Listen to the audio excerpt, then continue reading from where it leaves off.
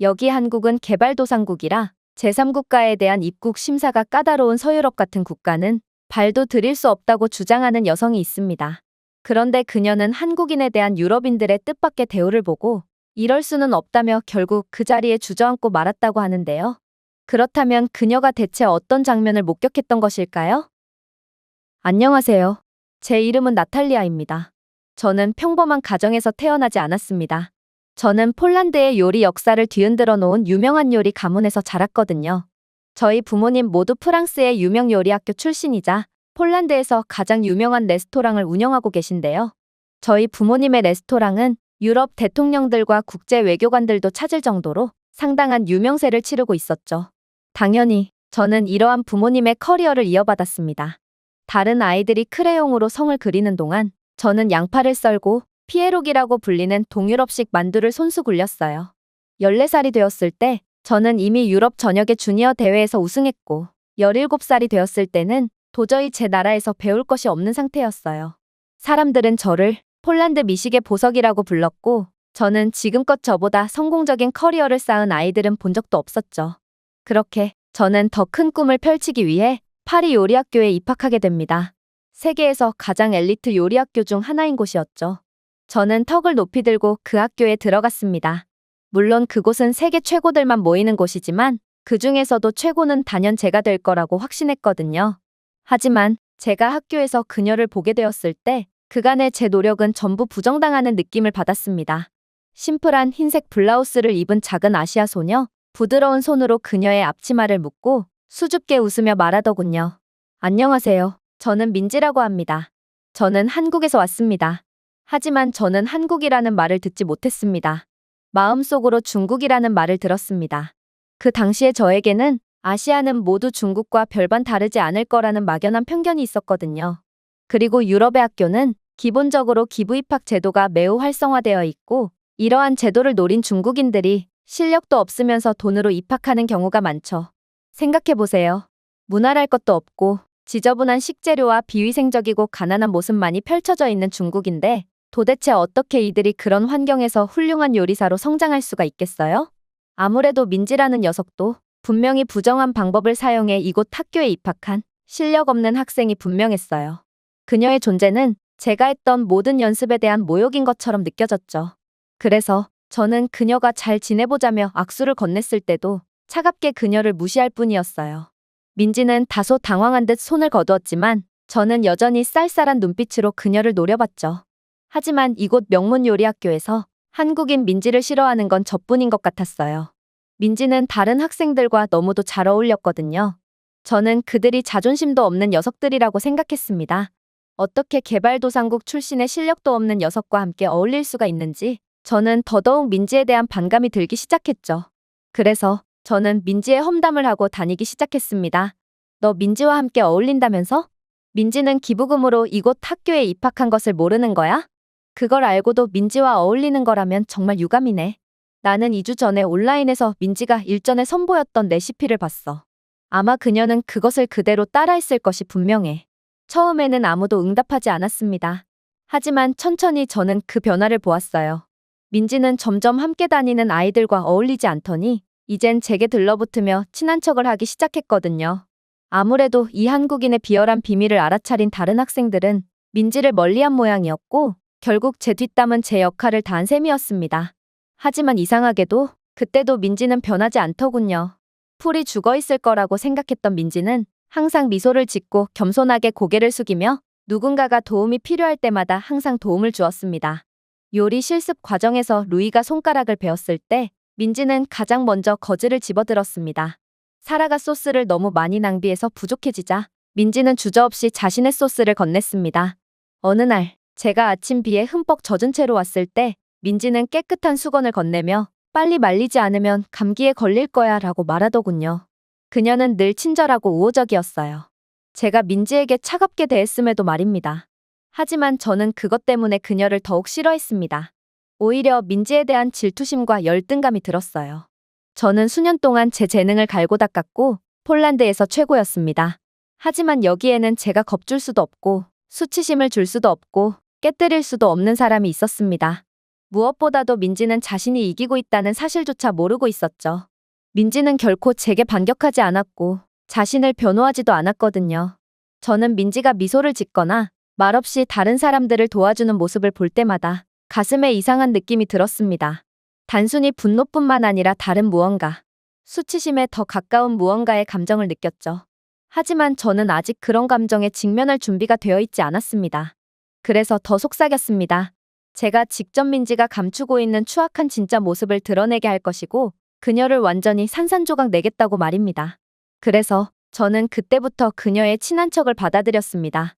친구인 척하면서 저는 그녀에게 정말로 근본 있는 요리가 무엇이며 또 재능의 격차가 얼마나 절대적인지를 바로 옆에서 보여줄 것이고 민지가 스스로의 한계를 인지하며 스스로 커리어를 포기하게끔 하는 것이죠. 세상에는 돈과 비리, 부정으로는 안 되는 것이 있는 법이고 저는 제가 직접 민지에게 그것을 가르쳐 주겠다고 다짐했어요. 그렇게 시간이 지났습니다. 세 번째 달이 되자 저희의 수업은 기술훈련 및 이론 수업에서 공식 평가로 전환되었습니다. 실제 실습 시험을 보고 평가를 받으며 모든 시험은 순위로 기록되는 것입니다. 저는 우쭐했어요. 바르샤바에서 청소년 대회에서 우승하고 텔레비전에서 생방송으로 요리를 했으며 심지어 아버지를 도와 국빈 만찬을 준비하기도 한 저였어요. 이런 애송이들쯤이야 쉽게 이길 수 있을 거라고 생각했죠. 특히나 한국인 민지 같은 부정입학 학생들은 말할 것도 없었습니다. 하지만 저희가 시험을 볼 때마다 저는 거의 바닥에 다다랐습니다. 처음에는 그저 평가자들의 실수인 줄 알았어요. 그러나 제 요리는 늘 기술적이지만 영감을 주지는 못했다고 평가받았습니다. 야생버섯과 마늘크림을 곁들인 제 시그니처 피에로기 요리는 예측 가능이라고 불렸습니다. 제가 가장 자신 있었던 송어 타르타르에 고추냉이 거품을 얹었지만 여전히 심사위원들은 희미하게 고개만 끄덕이고 나쁘지 않네요 라고 평가할 뿐이었어요. 그야말로 저는 우물안 개구리였을 뿐이고 폴란드에서나 알아주는 요리사지 세계로 나온 저는 아무것도 아닌 존재였을 뿐이었던 것입니다. 하지만 민지의 경우는 놀라웠어요. 그녀는 상위권의 순위도 아니었고 늘 1, 2위를 독차지하며 저와는 완전히 반대로 항상 최고 순위에서 머물렀거든요. 민지의 첫 번째 요리는 삼계탕이었습니다. 말도 안 됐어요. 닭고기 수프 따위의 예상 가능한 음식이 어떻게 1위를 거둘 수 있나요? 하지만 그녀의 삼계탕은 서양식으로 해석한 한국 음식인 삼계탕이었습니다. 이것은 제가 예상했던 소박한 닭고기 수프가 아니었어요. 민지는 사프란 쌀과 대추로 가득 찬 닭고기를 백포도주와 로즈마리가 담긴 수정처럼 맑은 인삼 육수에 목욕시켰습니다. 얇은 표고버섯 조각이 꽃잎처럼 떠 있었고 그 위에는 구운 인삼뿌리에 섬세한 레이스가 놓여 있었습니다. 향은 은은하고 동양적인 냄새가 나기도 하더군요. 심사위원들은 인상 깊다는 듯 눈을 크게 뜨고 민지의 요리를 한 모금을 마셨는데 그 후 박수갈채를 보내더라고요. 동서양의 균형을 이해하는 학생이로군요. 아주 흥미로운 향입니다 라고 한 프랑스 요리사가 말했습니다. 하지만 저는 그 평가를 믿지 않았어요. 아마도 민지가 심사위원이나 선생님들을 전부 돈으로 매수한 뒤 돈으로 호평을 구매한 것이 틀림이 없었거든요. 그러나 두 번의 기적은 없을 것입니다. 심사위원은 계속해서 바뀌는데 그녀가 늘 비리로 얼룩진 심사위원만 만날 수는 없을 것이 분명했거든요. 그러나 다음 심사에서 민지는 이번에도 대형 사고를 치고 맙니다. 이번에 민지는 고추장 아라비아따 떡볶이를 만들었습니다. 저는 그녀가 붙인 이름을 보고 처음에는 비웃었어요. 근본이라는 게 아예 없는 것 같았거든요. 하지만 제 요리가 심사위원들에 의해 3초 만에 스쳐 지나가지며 별다른 평가를 받지 못할 때 심사위원들은 민지의 요리 앞에서만 몇 분이고 머물더군요. 그리고서는 감탄했어요. 훌륭해요. 특히나 고추장 소스는 훌륭한 융합이에요. 한국식 발효 고추장을 클래식한 토마토 베이스로 잡고 쉐리 식초를 살짝 뿌린 후 부서진 파르미지아노 레지아노 치즈와 마이크로 바질로 장식했다고요? 완벽한 균형입니다. 매콤하지만 정제되었고 대담하지만 조화롭습니다. 한 입 베어물 때마다 잘 쓰여진 시처럼 입안의 따뜻함의 흔적을 남기는군요. 이건 동서양을 초월한 하나의 작품이에요. 당신은 파스타를 재정의했습니다. 이것은 서울과 로마의 대화입니다. 단연 이번 평가에서 가장 수준 높은 요리입니다. 프랑스 최고의 요리사가 극찬을 하더군요. 그런데 더욱 자존심이 상했던 부분은 이렇듯 민지가 만든 요리가 1등을 하자 학생들은 저처럼 질투를 하는 것이 아닌 민지의 퓨전 한식을 맛보기 위해 달려들었다는 것입니다. 그들은 정말로 한식에 엄청난 관심을 보였고 또 자신도 자신의 조국의 음식과 한식을 섞어서 퓨전 요리를 만들어 보고 싶다며 엄청난 연습을 하는 멍청이도 있었어요. 이들은 정말 자존심도 용기도 없는 놈들 같았어요. 함께 부정심사에 대해 항의를 하기도 모자랄 판국에 한식을 인정하고 있기나 하다니 아무래도 이곳 학교의 학생들은 다들 제정신이 아닌 것이 분명했습니다. 하지만 제가 그 무엇보다도 자존심이 상하고 참을 수가 없었던 부분은 따로 있었어요. 바로 민지는 단순히 한국 음식을 재현한 것이 아니라 한국 음식의 명성과 수준을 더욱 높였다는 것입니다. 민지는 고구마 당면을 패티처럼 겹겹이 쌓아 올렸고 다진 애호박, 야생버섯, 절인 당근을 넣고 트러플 캐비어와 간장 발사믹 유약을 얹은 트러플 잡채를 선보였는데요. 이건 프랑스 음식처럼 보였지만 엄연한 한식이었고 한국 냄새가 나며 완전히 새로운 맛이 났죠. 저는 모든 심사위원들이 비전, 균형, 시장성에 대해 칭찬하는 것을 믿을 수 없다는 듯이 지켜보았습니다. 그러면서 그들은 한식이 이렇게나 수준이 높고 응용성이 무궁무진한 줄 몰랐다며 한식에 대한 극찬을 하더라고요. 그러나 저는 또다시 저조한 점수만을 받으며 완전히 몰락할 뿐이었죠. 저 또한 폴란드 요리의 세계화를 위해 이곳 학교에 왔습니다. 어쩌면 저는 폴란드의 우수한 요리들을 저만의 방식으로 풀어나가며 유럽 전역의 폴란드 문화의 우수성을 홍보할 수도 있을 거라고 생각했어요. 하지만 결과는 한식만 엄청난 고평가를 받고 제가 선보인 폴란드 요리는 개차반도 이런 개차반도 없었기에 저는 결국 질투심과 열등감에 주먹을 허공에 휘두르며 눈물을 흘릴 수밖에 없었죠. 제 마음은 원망으로 불타올랐습니다. 누군가 탓할 사람이 필요했어요. 한때 하찮다고 생각했던 나라에서 온 녀석이 어떻게 매번 저를 이기고 짓밟을 수 있을까요? 말이 안 됐어요. 저는 기술이 있었고 혈통이 있었어요. 여기 있기 위해 모든 것을 희생했죠. 그런데도 민지는 매 라운드마다 겸손하게 고개를 숙이고 아무 말도 하지 않고 요리만 하고 학교 전체를 놀라게 했습니다. 그래서 저는 이것이 진짜일 리가 없다고 스스로를 설득했습니다. 아무래도 민지는 이곳 요리학교의 높은 직책에 있는 사람에게 부적절한 후원을 받고 있을지도 몰라.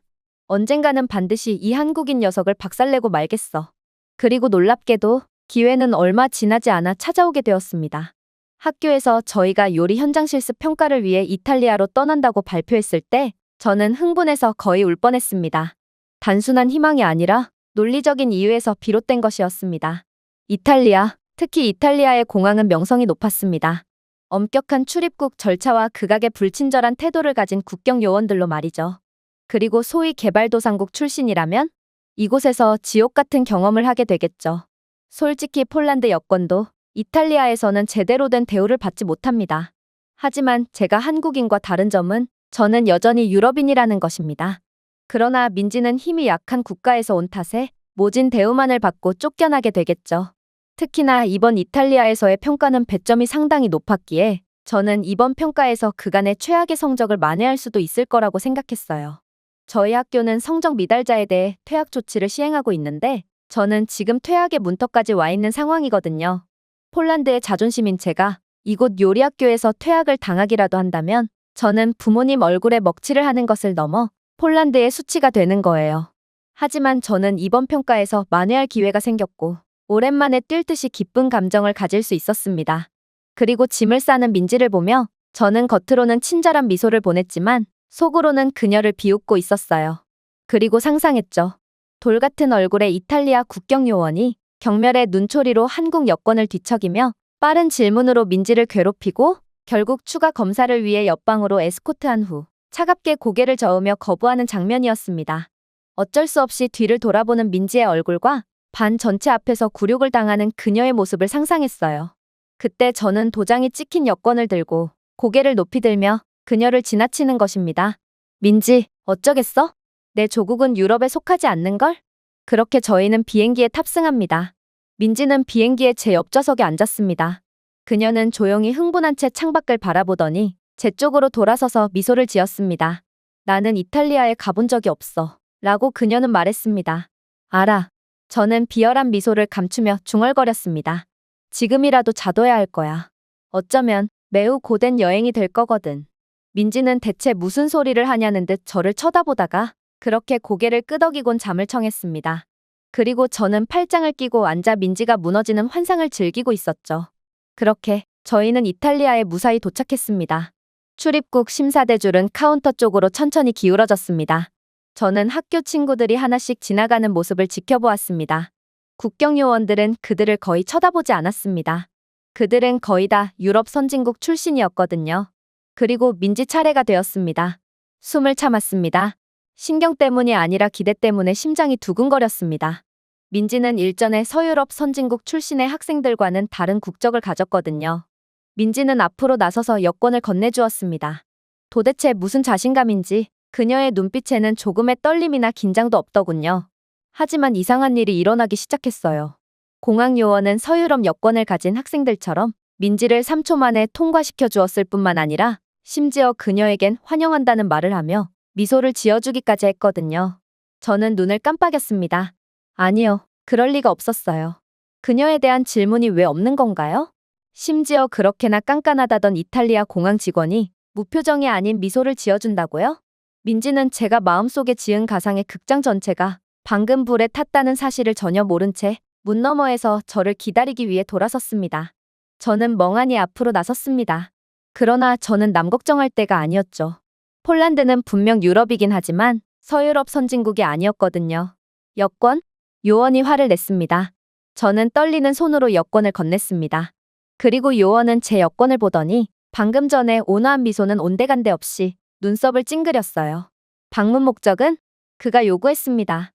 요리 실습입니다. 방금 전에 통과한 학생들과 같은 이유죠. 하지만 그는 저를 믿지 않았어요. 그는 계속해서 제 폴란드 여권을 째려보더니 이내 여기서 기다려라는 말을 끝으로 다른 동료 요원을 불렀거든요. 그는 이유를 설명하지도 않았어요. 저는 그저 다른 공항 요원을 바보처럼 따라갈 뿐이었죠. 금속 테이블, 장갑을 낀 보안 요원, 클립보드를 들고 있는 또 다른 남자. 저는 강제로 재킷을 벗고 속옷 차림으로 수치스러운 팻다운 검사를 받아야 했습니다. 제가 팻다운 검사는 동성끼리 이루어져야 하는 게 아니냐며 항의하자 보안 요원은 제 말을 듣지도 않더군요. 당신에게 약이나 무기가 있을지 어떻게 알고? 요즘 많은 동유럽 사람들이 문제를 일으키고 있는데 그러길래 평소 행실을 똑바로 했으면 이런 일이 없었겠지.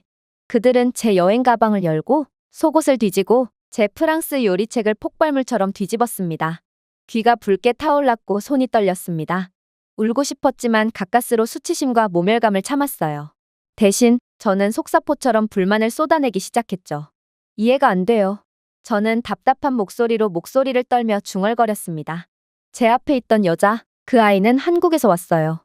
서유럽 출신이 아니라고요. 어쩌면 가난한 국가일지도 모르는 작은 아시아의 국가예요. 그런데 당신은 그녀를 한마디도 묻지 않고 들여보냈어요. 하지만 저는 폴란드 출신이에요. 유럽 출신이라고요. 그런데 왜 당신은 저를 그녀보다 더욱 혹독하게 취급하는 거죠? 제 질문에 보안 요원은 눈을 깜빡이지도 않더군요. 그는 천천히 서류에서 눈을 들어 연민과 불신 사이 어딘가를 맴도는 표정으로 저를 응시했습니다. 진짜 그렇게 생각해요? 그가 눈썹을 치켜 올리며 말했습니다. 한국이 가난한 국가라고 생각하는 것, 정말로 그렇게 생각하냐고요? 그렇지 않나요? 저는 씁쓸한 자존심을 억누르지 못한 채 화를 냈습니다. 20년 전에는 이름조차 없던 국가예요. 그런데 지금은 왕족인 것처럼 대우받고 있어요. 그러자 직원은 의자에 기대어 천천히 마른 웃음을 터뜨렸습니다. 세상에, 아직 젊은 것 같은데 세상이 어떻게 돌아가는지 전혀 모르고 있군요. 얼어붙었습니다. 그는 고개를 갸웃거렸어요. 당신의 한국인 친구가 왜 3초 만에 통과했는지 알고 싶으신가요? 좋아요. 제가 가르쳐 드릴게요. 그는 턱을 치켜들었습니다. 우선 그 소녀는 한국 여권을 가지고 있습니다. 프랑스, 독일, 심지어 미국보다도 고평가받는 여권이죠. 한국의 여권 파워는 자그마치 세계 2위입니다. 왜 그런지 아세요? 한국인은 절대로 문제를 일으키지 않거든요. 당신네들처럼 사라지지 않아요. 그들은 가짜 서류나 불법 무기, 약물을 가져오는 사람들이 아니에요. 항상 모범적으로 여행하고 현지인을 존중하죠. 저는 침묵을 지켰습니다. 둘째, 그는 계속해서 말했습니다. 한국은 이탈리아의 주요 국방 및 기술 파트너 중 하나입니다. 당신이 들고 있는 그 휴대폰을 좀 보세요. 그는 제 휴대폰을 향해 손짓했습니다. 당신이 들고 있는 스마트폰은 삼성은 아니지만 적어도 그 스마트폰은 한국산 반도체로 제작되었습니다.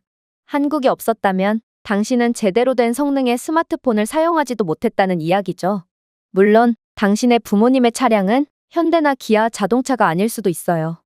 그러나 만약 당신의 자동차에 스마트 기능이 있다면 그건 한국의 기술력이 들어 있습니다. 당신의 옆에 있는 모든 것들이 전부 한국에 의해 통제되고 조절되는 것이죠. 이 공항의 보안 시스템이요? 삼성 센서를 사용합니다. 한국의 기술력이 없다면 우리 공항은 제대로 돌아가지도 않겠죠. 한국은 늙어버린 유럽 기술을 대체하며 문명을 선사해준 새로운 기술 강국이라는 말입니다. 그러니 어떻게 우리가 한국 국민을 홀대하겠어요? 그들이 없으면 유럽은 20세기로 돌아가 버릴 것이 분명한데 말이에요. 눈을 깜빡였습니다. 한국이 이렇게나 대단한 국가였다니 이건 정말 상상조차 못해본 일이었어요. 하지만 저는 자존심이 너무나도 상해서 억지를 부릴 뿐이었습니다. 하지만 그녀는 그냥 학생일 뿐입니다. 그런 대접을 받기에는 별것도 아닌 존재라고요. 그러나 공항 요원은 비웃을 뿐이었습니다. 이봐요. 매년 이탈리아를 방문하는 한국인 관광객이 몇 명이나 되는지 아세요? 그는 계속해서 물었습니다. 그들은 문제를 일으키지 않습니다. 직원들에게 소리치지 않습니다. 쓰레기를 아무데나 버리거나 범죄를 일으키지도 않습니다. 줄을 서서 규칙을 따르고 큰돈을 쓰고 감사의 마음으로 떠납니다. 우리가 그런 한국인들을 힘들게 하고 싶을까요?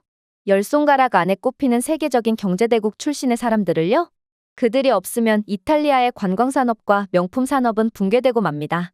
한국 국적자를 이유 없이 홀대했다간 한국의 막대한 자본이 이탈리아가 아닌 다른 국가로 향할 텐데 그러면 이탈리아의 어떤 재앙적인 결과가 초래될지 예상은 해봤나요? 반면에 폴란드요? 그들은 우리의 관광산업에 전혀 도움이 되지 않아요. 경제력 자체가 없잖아요. 그저 치안 문제만을 일으키는 골칫덩어리일 뿐이죠. 저는 마른 침을 삼켰어요. 한국이 이 정도일 리가 없어요. 그래도 폴란드는 유럽 국가잖아요. 어떻게 한국에 의해 모든 면이 압도당할 수가 있는 건가요? 하지만 그렇게나 콧대 높다던 이탈리아 공항 요원들이 한국의 발 아래에서 빌빌 기는 장면은 분명 제게 큰 충격을 주기에 충분했습니다. 그리고 그는 제 얼빠진 표정을 한심하다는 듯 쳐다보더니 이내 속사포 같은 말을 쏟아냈죠. 당신의 말도 일리는 있어요. 20년 전 한국은 분명 인지도 자체가 없는 국가였죠. 하지만 이제는 한국 방문객을 나쁘게 대하면 어떻게 되는지 아세요? 그 이야기는 입소문을 타고 퍼지며 전 세계로 퍼져나갑니다. 현재 한국 문화가 세계를 장악하고 있는 상황에서 한국에 대한 사소한 뉴스마저도 한국에 관심을 갖고 있던 전 세계 대중들에겐 좋은 화제거리가 되거든요. 즉, 우리는 한 번의 외교적 실수로 무역거래, 문화교류, 더 나쁜 건 기술 협력을 잃을 수도 있다는 것입니다. 그러니 아무도 한국을 건들 수가 없는 거죠. 그러면서 그는 한숨을 쉬며 이제 덜 짜증나고 실망스러운 목소리로 말했습니다. 몇몇 유럽인들은 여전히 아시아에 대한 구식 견해를 가지고 있습니다. 하지만 한국의 경우 이들은 오래전에 우리를 지나쳤어요. 시대에 뒤처진 당신은 눈치채지 못했을 뿐입니다. 저도 같은 유럽인으로서 이러한 상황이 개탄스럽지만 현실은 현실인걸요? 저는 바닥을 응시할 뿐이었습니다. 그리고 드디어 입국이 허가됨과 동시에 저는 아까의 팻다운 검사 때보다 더한 수치심을 느끼며 도망치듯 그곳에서 빠져나올 뿐이었어요. 그곳에는 여전히 벽 옆에서 제 여행 캐리어를 들고 기다리고 있는 민지가 있더군요. 저는 추가적인 인터뷰를 받느라 엄청난 시간을 소모해야 했고 그녀는 상당한 시간을 낭비해야 했음에도 민지는 여전히 짜증 하나 없이 미소를 짓고 있었어요. 당연히 다른 학생들은 저를 기다리지 않고 그냥 가버렸죠. 선생님들과 여러 학교의 관계자들조차 전부 말입니다. 제가 그렇게나 경멸하던 민지만이 제 옆에 남아 저를 기다리고 있었어요. 저희는 침묵 속에서 터미널을 걸어갔습니다. 저는 부끄러워서 도저히 말을 이어나갈 수가 없었거든요. 저는 끝까지 공항에서 일어난 일이 단지 우연의 일치, 그저 공항 직원들의 변덕이나 실수가 분명하다며 스스로를 합리화하려고 노력했습니다. 하지만 그때 저는 무언가를 알아차리기 시작했습니다. 처음에는 작은 것들이었죠. 도착 게시판에서는 이탈리아어, 영어, 한국어 등의 언어로 안내 방송이 이어졌습니다. 중국어가 아니었고 러시아어도 아니었어요. 그 강대국들의 언어 중에는 한국어가 포함되어 있던 것입니다. 화장실 근처에 스마트 키오스크가 디지털 가이드를 전시하고 있었습니다. 언어 옵션은 영어, 독일어, 그리고 한국어였습니다. 폴란드어는 당연히 지원하지 않았고 경우에 따라서는 엄청난 사용자 수를 자랑하는 스페인어조차 포함이 안 되어 있는 경우도 있었습니다. 하지만 한국어는 항상 존재했습니다. 이탈리아 노인이 한글의 모양이 신기했는지 한국어 버튼을 두드리다가 그의 아내에게 혼나는 장면을 보았는데 저는 이러한 모습을 보고 그저 할 말을 잃을 뿐이었어요. 더 놀라웠던 건 한국인 민지는 이러한 한국이 전 세계적으로 인정받는 모습이 별로 놀랍지도 않다는 듯 아무렇지 않게 앞으로 걸어갔다는 것입니다. 만약 이탈리아 공항이 폴란드어를 지원한다면 폴란드 전역은 난리가 났을 거예요. 드디어 폴란드가 세계적인 인정을 받는다며 말이죠. 하지만 한국인들은 이러한 환대와 대우가 일상적인 선진국이었던 것입니다. 그러나 가장 충격적이었던 점은 따로 있었습니다. 공항 출구에 거의 다다랐을 때 근처에는 글로벌 교류 행사의 일환으로 문화 부스가 설치되어 있었습니다. 한국, 프랑스, 영국, 일본을 위한 부스가 정중하게 배치되어 있었죠. 폴란드 부스? 당연히 존재하지 않았습니다. 세계인들은 아무도 폴란드에 대해 관심이 없는 것 같았죠. 같은 유럽 국가라도 확연한 대우 차이가 있던 것입니다. 하지만 한국 부스는 달랐어요. 다른 모든 부스가 텅 비어 있을 때도 한국 부스만큼은 사람들이 가득 차 있었거든요. 한복을 입은 이탈리아 대학생 자원봉사자가 김이 모락모락 나는 유자차 한 잔과 한국의 인스턴트 커피의 작은 샘플을 나눠주고 있었는데 수많은 이탈리아 학생들이 한국 부스에 모여 있었습니다. 배경에는 K-팝 음악이 부드럽게 흘러나왔습니다. 그곳에서 사람들은 웃고 사진을 찍으며 차를 어디서 살 수 있는지 묻고 있었습니다. 한 이탈리아 공항 이용객이 한글과 이탈리아어로 인쇄된 한국 여행 가이드북을 뒤적였습니다. 이게 바로 한국과 폴란드의 차이였습니다. 문화 수준과 인지도, 호감도 등 한국은 의심할 여지 없이 전 세계 최고였고 제가 한국인에게 열등감을 느꼈던 것은 계란으로 바위를 내려치고 있는 격이었던 것이죠. 그렇게 저는 집결지에 도착했고 저를 쓰레기처럼 버리고 갔던 선생님들과 학생들을 만나게 되었습니다. 그리고 현장 실습에 대한 설명을 듣게 되었어요. 각 학생들은 개인이나 팀을 이루어 팝업 레스토랑을 운영하며 이탈리아 현지 대중에게 공개하는 거였습니다. 메뉴, 마케팅, 서비스 등은 평가 요소가 아니었어요. 그저 많은 매출을 거둔 쪽이 승리하는 구조였죠. 이번 평가는 학교 성적에서 가장 많은 부분을 차지하는 부분이었으므로 저는 이번 실습의 점수에 따라 퇴학을 면할 수도 있을 것 같았어요. 하지만 저는 떠날 때와는 달리 도저히 자신이 없었어요. 저는 지금껏 제대로 이룬 것이 하나도 없었거든요. 공항에서는 절망만을 느꼈고 솔직히 귀빈들에게 대접할 요리만을 만들었던 제게 일반적인 이탈리아 대중들의 입맛을 사로잡을 간단하면서도 인상적인 요리를 만드는 것은 너무나도 어려웠기 때문입니다. 아마도 저는 이번에도 개차반의 성적을 거둔 채 쓸쓸하게 폴란드로 돌아가야 할 것입니다. 조국과 가문의 수치가 되어 평생 실패자로 남겠죠. 당연히 제게 먼저 손을 내미는 학생들도 없었어요. 당연하죠. 자신들의 학교에서의 미래가 걸린 실습인데 누가 꼴찌인 저와 함께하고 싶겠어요? 본격적인 평가가 48시간밖에 남지 않았지만 저는 팀도 없었고 아이디어도 없었습니다. 계획도 없었습니다. 그러다 믿기지 않는 일이 벌어졌어요. 나탈리아. 고개를 들었습니다. 김이 모락모락 나는 차 두 잔을 들고 서 있는 민지였습니다. 그녀는 천천히 걸어서 제 앞에 하나를 놓았습니다. 곰곰이 생각해봤어. 라고 그녀는 조용히 말했습니다. 나는 이번 실습에서 대담한 일을 하고 싶어. 평가에 신경 쓰기보다는 한국의 음식을 이탈리아 전역에 알리고 싶거든. 그리고 우리는 좋은 팀이 될 수 있을 것 같아. 너는 유럽 출신이잖아. 나는 한식을 만들 테니 너는 유럽인들의 입맛에 잘 맞도록 현지화 과정에 도움을 주면 돼. 어때? 나와 함께 하겠어? 눈을 깜빡였습니다. 뭐? 민지는 미소를 지었어요. 너는 실전에 강하잖아. 분명 우리 부스에는 수많은 사람들이 몰려올 거고 우리는 빠르게 요리를 만들며 그들에게 양질의 요리를 빠르게 만들어줄 수 있을 거야. 민지는 꼴찌인 제게 손을 내밀고 있었습니다. 아마도 그녀는 제 도움이 필요하지 않았을 거예요. 수많은 학생들이 1등인 민지에게 먼저 팀을 꾸리자고 제안했고 또 그녀는 이미 한식을 현지화한 레시피까지 전부 준비해왔기에 딱히 제가 도와줄 일은 보이지 않았죠. 그럼에도 민지는 제게 새로운 기회를 제공했던 것입니다. 그녀를 모욕하려 했던 사람, 이상한 소문을 퍼뜨린 사람, 자신의 언어, 조국, 존재를 조롱한 사람이 바로 저였습니다. 그런데도 민지는 제게 손을 내밀었습니다. 제가 염치가 있었다면 그녀의 제안을 거절해야 했어요. 하지만 제겐 생존이 그 무엇보다 중요했고 그렇게 염치 없이도 민지의 제안을 수락한 뒤 떨리는 심장을 애써 붙잡고 민지와의 실습을 시작하게 됩니다. 솔직히 저는 이제야 한국에 대한 전 세계적인 인기와 위대함을 인정하게 되었으나 이탈리아 현지인들까지 만족시킬 수 있을지에 대해서는 아직 의구심이 들었어요. 그도 그럴 것이 저희 부스 주변에는 같은 국가인 이탈리아 부스나 미식의 국가인 프랑스 부스 등 쟁쟁한 경쟁자들이 즐비해 있었기에 이탈리아의 대중들은 익숙한 맛에 끌려 다른 부스로 갈 수도 있겠다고 생각했거든요. 그러나 간이 부스 오픈 당일 기적과도 같은 일이 벌어지기 시작했습니다. 왜냐하면 저희 부스는 사람이 꽉 차다 못해 줄까지 서고 있었고 줄은 다른 많은 부스 중에서 가장 길었거든요. 첫날이라 저희가 어떤 음식을 선보일지도 밝혀진 바가 없었는데 이탈리아인들은 한국이라는 글자 하나만 보고 저희 부스에 기꺼이 줄을 선 것입니다. 그런데 이러한 희소식에도 민지는 여전히 침착했어요. 그러고는 이들이 자신의 음식에 만족할 것을 이미 확신하고 있는지 혹여라도 한식이 이곳에서 통하지 않으면 어쩌나 하며 노심초사하고 있던 저를 흘끗 쳐다보더군요. 나탈리아, 준비됐어? 그렇게 요리는 시작되었습니다. 저희의 첫 번째 요리는 민지가 가장 자랑스러워하는 요리이자 요리 평가에서 엄청난 극찬을 받았던 아라비아따 떡볶이였습니다.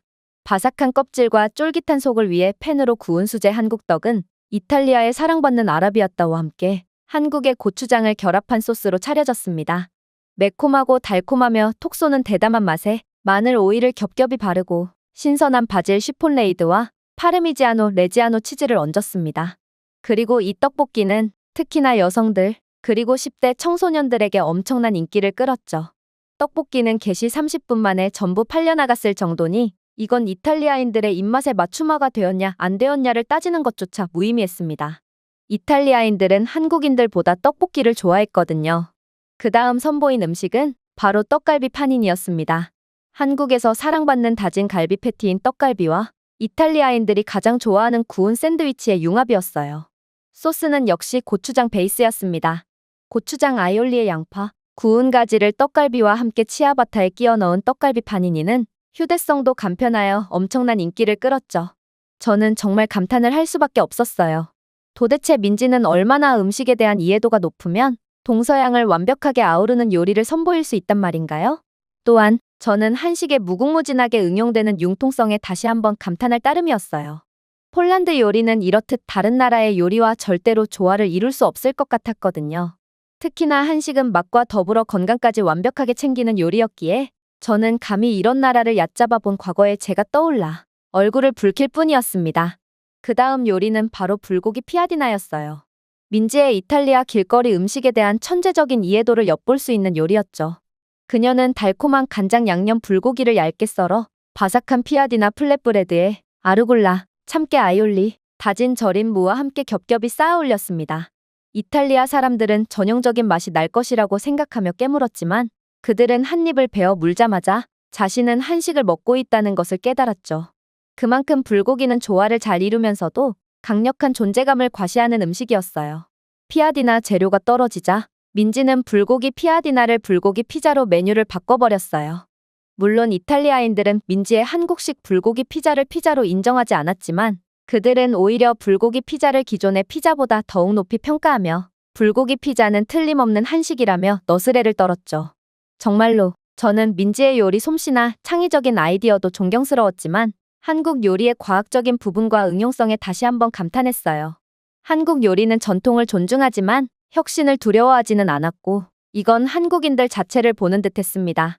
이들은 경제대국이자 기술강국으로 전 세계적인 위상을 떨치고 있지만 여전히 한국인으로서의 마음가짐이나 문화를 잊지는 않았거든요. 한 번은 저희 부스에만 사람들이 빼곡하게 줄을 서 있자 이탈리아 음식 평론가가 인터뷰를 요청하기도 했어요. 한식이 어떻게 2억만리 떨어져 있는 이탈리아에서도 호불호 없이 엄청난 인기를 끌 수 있냐고 묻더군요. 그러자 민지는 놀라운 인터뷰를 하기 시작했습니다. 한국 음식은 균형을 기반으로 합니다. 매콤하고 달콤합니다. 발효되었지만 신선합니다. 그렇기 때문에 어디서든 효과가 있어요. 한국의 음식은 다른 나라의 고유의 맛을 지우지 않고 함께 춤을 출 수 있죠. 그리고 그날 한국은 밀라노와 함께 춤을 췄습니다. 그래서 결과는 어떻냐고요? 당연히 저희의 한식 부스는 대성공을 거두었어요. 1위를 따로 선정할 필요도 없었어요. 2위와의 압도적인 격차를 보이는 1위였거든요. 손님들은 자신들의 이메일, 인스타그램, 명함을 남겼습니다. 한 이탈리아 여성은 결혼식 음식을 제공하는지 묻더군요. 교수님들은요? 그들은 부스 뒤쪽에 서서 팔짱을 끼고 중립적으로 보이려고 노력했지만 저는 그들의 눈이 반짝이는 것을 보았습니다. 아무튼 최종 결과는 프랑스로 다시 돌아온 뒤 학교 게시판에 게시되었습니다. 그리고 저희는 1등을 한 것도 모자라 학교 창립 역사상 가장 높은 매출과 최고로 높은 손님 만족도를 기록하며 역사를 갈아치우기까지 했더군요.